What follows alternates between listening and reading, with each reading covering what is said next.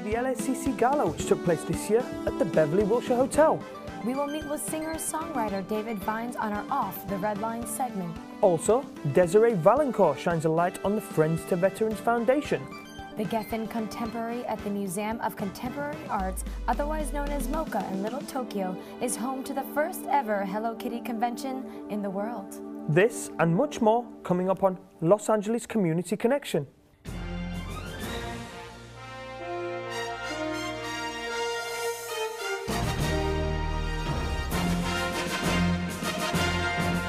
Welcome to Los Angeles Community Connection. I'm Neil.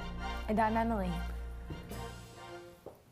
On November the 3rd at the Beverly Wilshire Hotel, the Los Angeles City College Foundation celebrated 85 years of the community. This prestigious event was attended by alumni and organizations that have a strong commitment to the college. During this event, the foundations honored David and Merrill Alpert, philanthropists, and Lula Bolton, the co-founder of the West Los Angeles Community Development Corporation. All proceeds of the gala will be used to fund scholarships and provide other means of support. In order to continue to help my family, which is just been a huge Fall has arrived, but in SoCal, warm, dry commit. We are going to continue our scholarship and hope that so much money comes in to help all these young people who are not just graduates of high school, but people who want a college education, to please come to LA City College. They'll never forget it. In October, the average temperature was 63.8. That's a record for that time period and more than 4 degrees higher than the average, 59.8 degrees.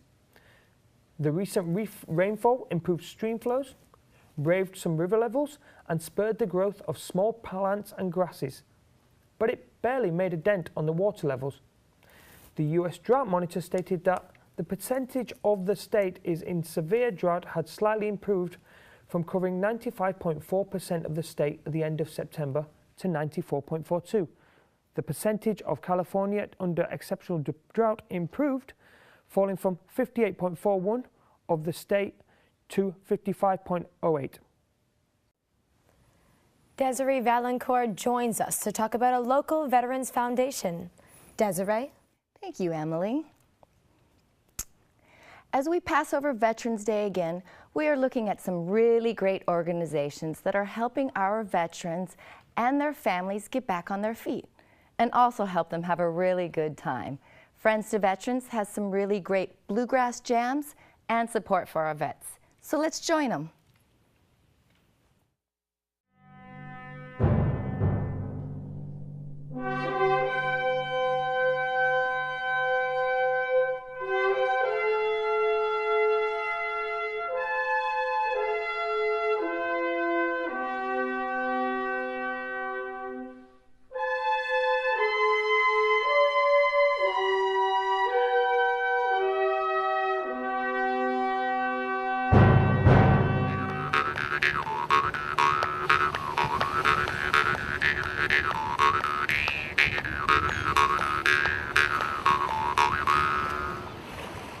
We are so honored to be here to honor our veterans. Can we hear it for our veterans, please?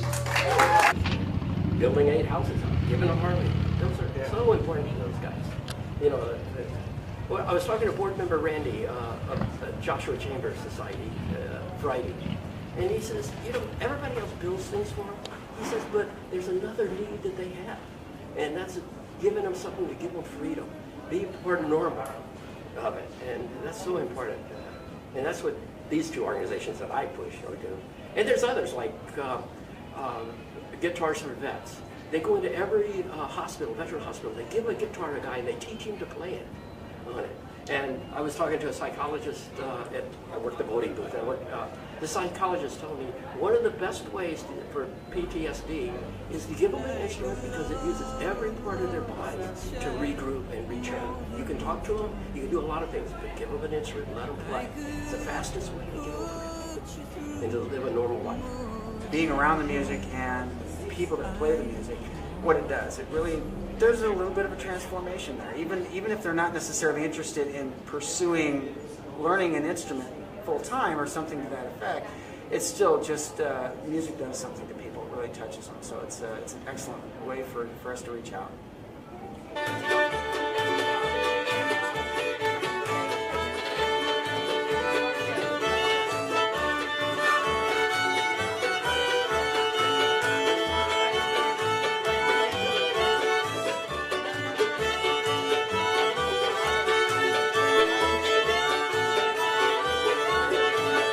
Company. I really want to take some before and after pictures of the veterans and their families on this cruise, this next cruise coming up in January, which is, I guess, January 25th. So you really feel like this cruise helps mend some hearts? Oh yeah, no question about it. It's a really, you know, it's a small price to pay to mend a heart. Hello, and thank you again for joining us on the Queen Mary here, celebrating Friends to Veterans. This is Desiree Valancourt reporting for Los Angeles Community Connection, and we'll see you next time. When we return, we'll hear about China and United States' new agreement on climate change. We will be right back after a short break.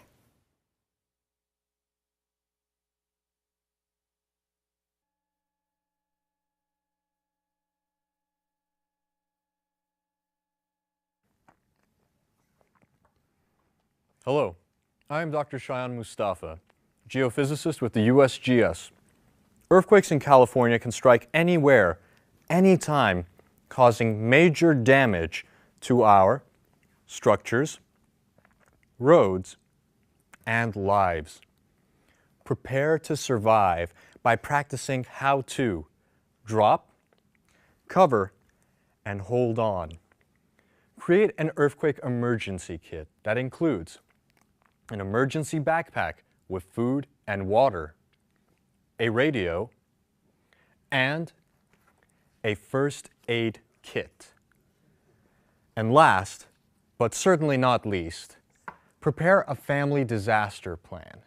Remember, don't be scared, be prepared. For more information, log on to www.ready.gov.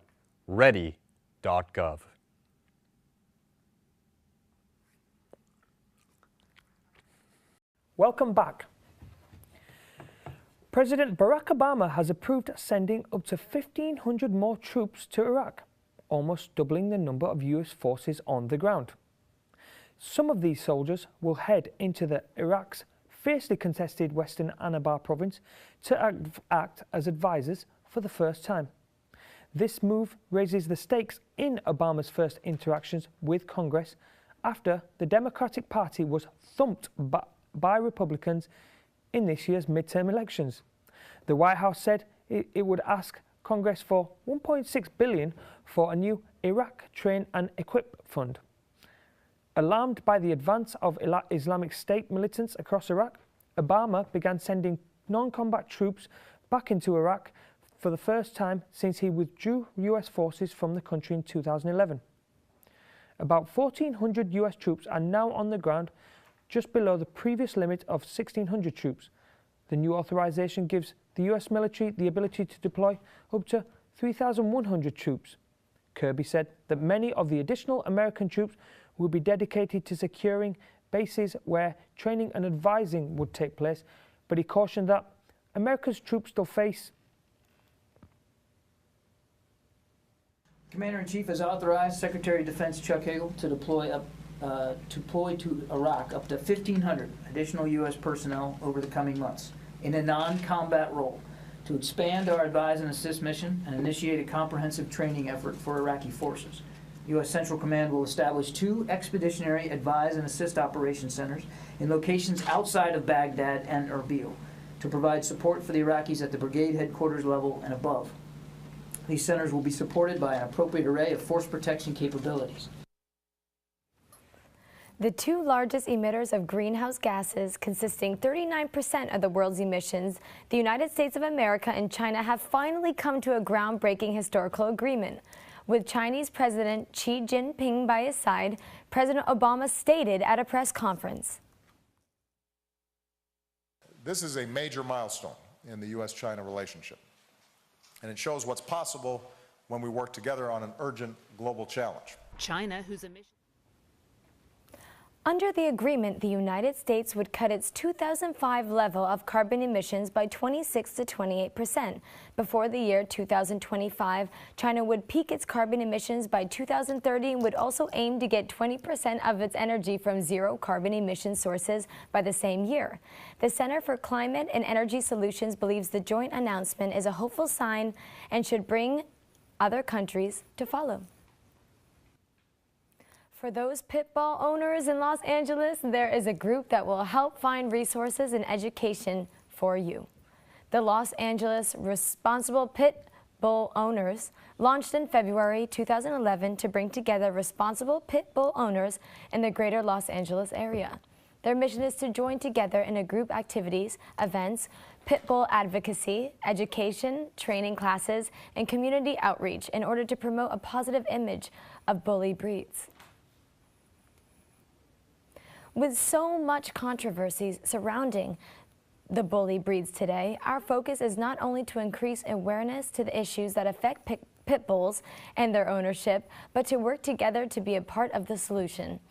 Our goal with Los Angeles Responsible Pit Bull Owners is to gather pit bull loving friends and owners as a community dedicated to making a stand for our best friends and strive to do so much with the same fun-loving outlook that our dogs have in life.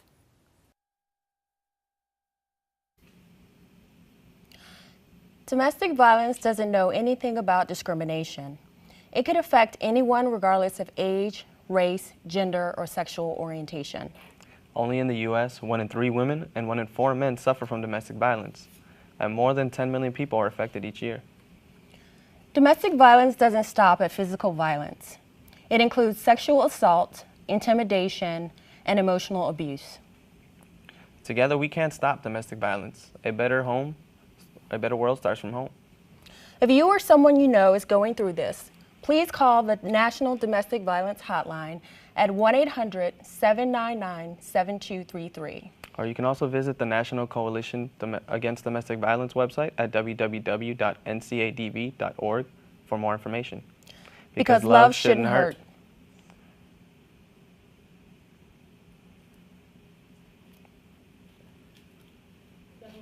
That was better.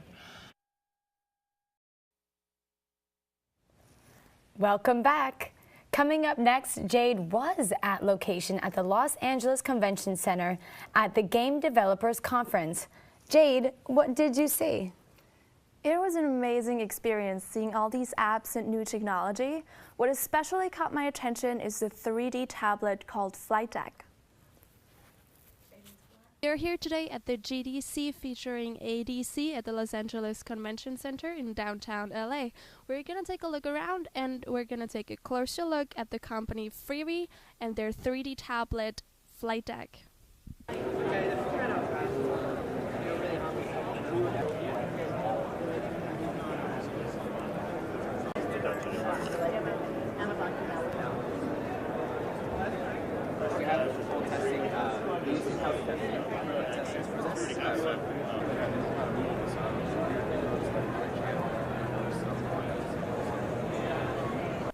I have technology manager Anthony right here with me. Thank you so much for your time.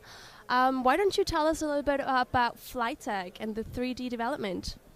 Well, Flight Deck initially came about. We wanted to create a new device that will really change the way 3D technology is perceived and done.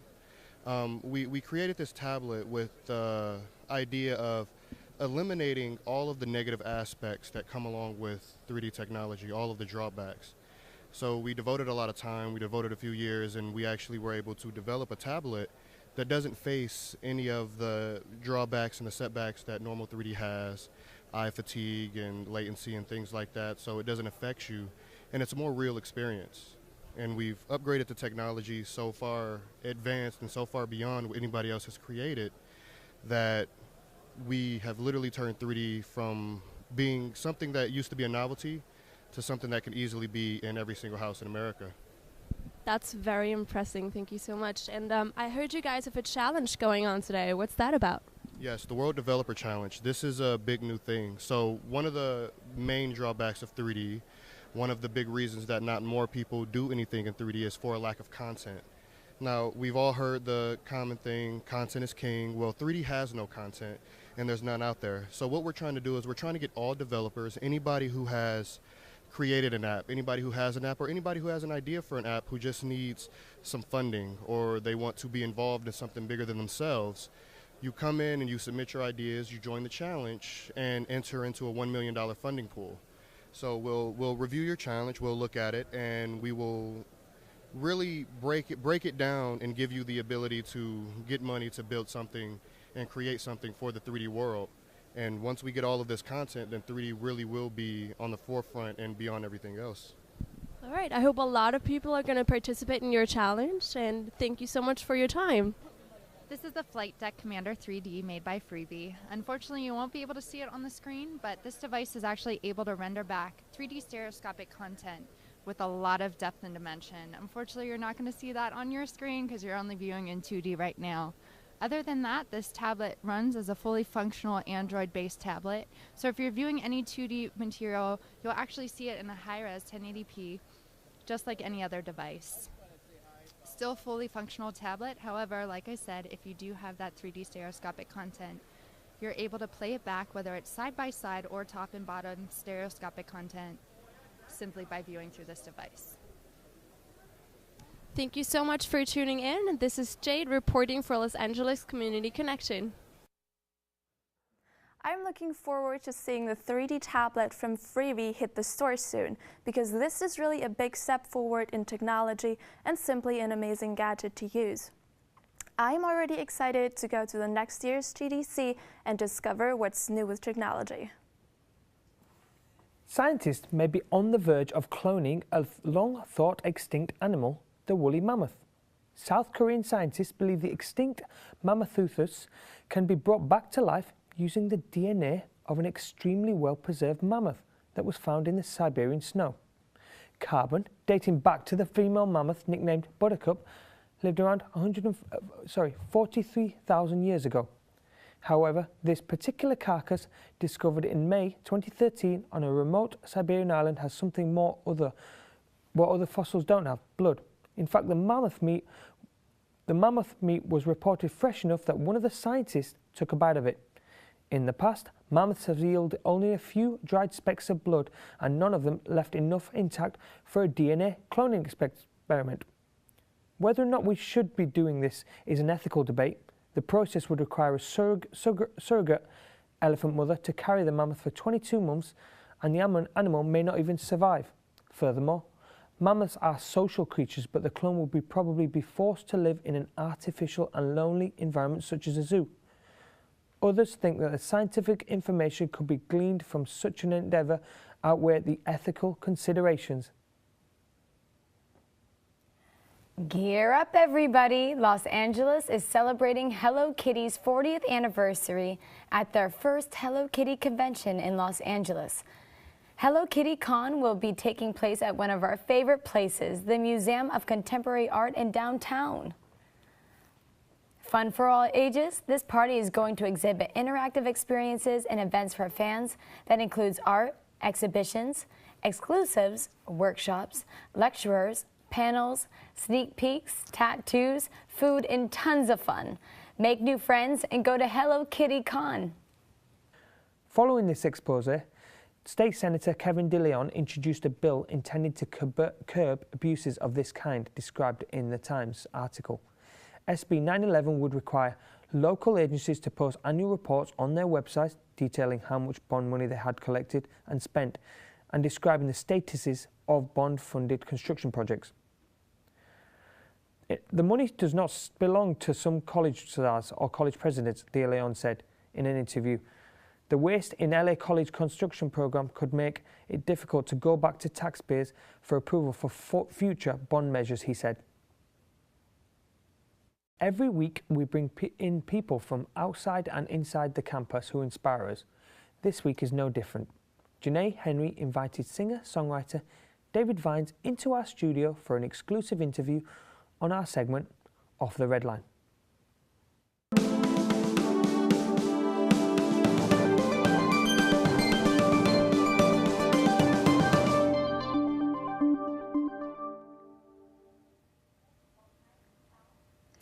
Hello, and welcome to Off the Redline. I'm your host, Janae Henry. Today, we have singer-songwriter David Vines by way of Virginia to share his story, inspiration, and dreams. Thank you for being on the show today, David. Thank you for having me today. So tell us a little bit about how music has been an influence. Well, music's always been, from the time that I was a little kid, one of the biggest inspiring factors in my life. My mother used to always play the old school records, the Marvin Gayes and the Temptations, Stevie Wonders, and that's really what kicked it all off for me as far as music. Where do you get your inspirations to write? Well, I really just write. It's two sides of it. I'm a songwriter. I write for other artists as well.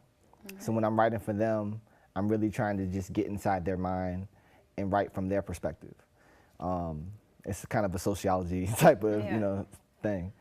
But when I'm writing for myself, it's more, it's all personal. It's things that I've experienced or things that, it's about relations, it's about connecting with people. And I think that words are powerful. And that's just how my songwriting is born. Okay. What do you currently have going on in the next step of in your career? Well, it's a lot of things. I've been out here in LA for a while now, 7 years, and I have a band. We performed at a lot of locations out here. We've done the House of Blues, we did the Viper Room, a lot of different venues, where we're definitely performing. And we actually just had a really big show. It was at the Think Tank Art Gallery in downtown LA. And we searched for all the best artists, and by art, I mean painting, drawers, illustrators. We found some of the most talented ones in LA, and we ended up selecting 22 of them, and all their art hung up in the gallery.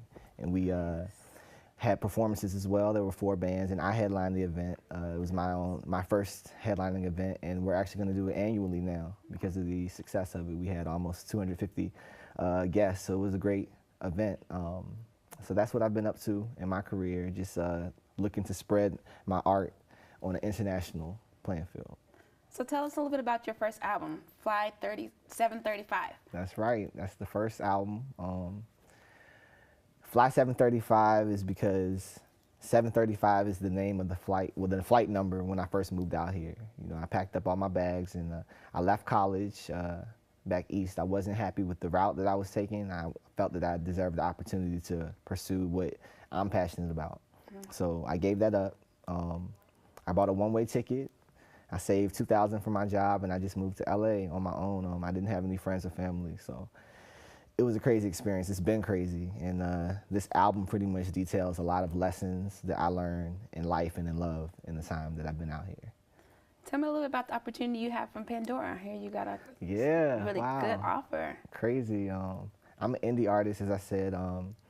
I have an indie label that I'm starting called Eudaimonia Records, and this is the first release from it. Eudaimonia is a Greek philosophy, which means the art of human flourishing. And this album was picked up by Pandora almost 2 years after I initially released it for free via my website, IamDavidVines.com. And it was free. Now, 2 years later, Pandora it will go live on Pandora by the end of the year. But they really enjoyed the album. It's also on iTunes, Spotify, Google Play, Rhapsody. I mean, it's starting to spread, so I'm excited about it for sure. A blessing. It is. So, with you being a singer-songwriter, let me hear a little bit of your music. Like, give us some acapella, something. Give us a little something. One Love. Okay. I don't want your money, I just want your heart. You bring us together, who could tear us apart? 'Cause I'm your brother from the very start. Can we say one love, one love? Nice. Thank you for that. Thank you for that. And there you have it. I am Janae Henry. Thank you all for tuning in to Off the Red Line. After the break, we have more news from Los Angeles Community Connections. Stay tuned. Thanks so much, David, for coming. Thank you. IamDavidVines.com.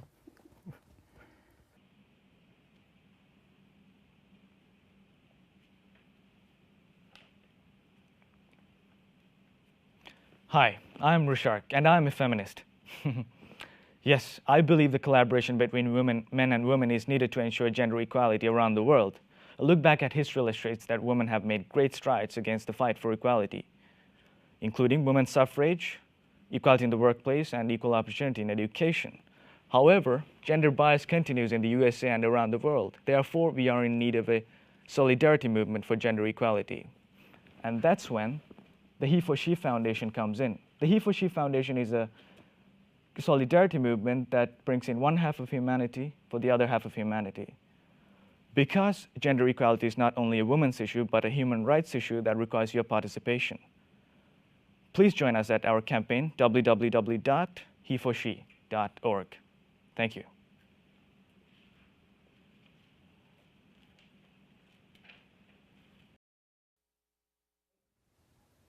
Welcome back. Fugitive Eduardo Rodriguez was captured by US Marshals on Thursday at Farnham Place in Riverside, where he'd been living under an assumed identity for 5 years. He's been wanted on the LAPD watch list since 2003. Rodriguez, who worked under Timothy McGee, was second in command of the notorious Turneville Street Gang when he was indicted in 2003 on 4 counts of murder and 2 counts of attempted murder. McGee was convicted of 3 numbers, but is believed to have killed at least a dozen people. Rodriguez was wanted in connection with the 2000 shooting of Margie Mendoza, a mother of 3 who was gunned down in Atwater Village while sitting in her boyfriend's car. Information on the deaths tied to the other 3 murders indictments was not immediately released. Captured by US Marshals, LAPD consider Rodriguez as one of the most wanted criminals who has been wanted since 2003. While he was on the run, authorities say that Rodriguez lived under an assumed identity working as a carpenter in Riverside. Rodriguez had a fiancée and often visited Las Vegas and the Griffith Observatory. The case was reignited last year when Glendale police asked Los Angeles detectives to try and find Rodriguez. During this time, one of the Glendale detectives who was on light duty found Rodriguez's pictures through his associate's Facebook. When his images showed up on Rodriguez's Facebook account, they tracked him down to Riverside address and began monitoring the house. Busy to go to the theatre to see the new release? No problem. The Weinstein Company, Netflix and IMAX caused quite a stir earlier this week when they announced they were partnering to distribute Crouching Tiger, Hidden Dragon, The Green Legend, exclusive and simultaneous through the streaming service and in theatres worldwide. Its decision has several major theatre chains, including Regal, Cinemark and AMC Theatres, angry over a plot to cut them out of the distribution process and are refusing to screen the film. Releasing a new film both in theatres and through on-demand isn't unheard of, but the suddenness of TWC's decision to try this untested means of film distribution with sequel as eagerly anticipated as the one to Crouching Tiger, Hidden Dragon is unprecedented. You can't really blame studios for looking at ways to help their dwindling box office grosses. Los Angeles Community Connections strives to give a voice to our community. Jaylene joins us this week to share her opinion on campus vending machines. Vending machines, vending machines, vending machines. Those darn vending machines. Los Angeles City College owns a few of them things. Sometimes we students don't feel like crossing the Sahara Desert just to go to the student union to buy snacks and a cold beverage. Unfortunately, these contraptions don't always work at a student's convenience or expense. They be eating up your hard-earned cash, and even if it's only a few bucks. Money is money as far as I'm concerned. There are times I go to one and insert a buck, a quarter, and when a certain item isn't available, it basically keeps your money. There are moments where it imperatively requests for exact change, and that don't always work either. They're never responsive, and you're basically tapped out of a few bucks. That money could have been used for bus fare, printing copies of an assignment. The vending machine supervisors don't really help out either. Their only job is to place the food and beverages into the machine and collect the money out of the sockets. I thought this college is for the students. Where's the help that is needed here? Thank you for joining us. You can find us on Facebook at LACC TV or on Twitter at LACC_TV. I'm Neil Kumar. And I'm Emily Barrett. Thank you so much for watching Los Angeles Community Connection.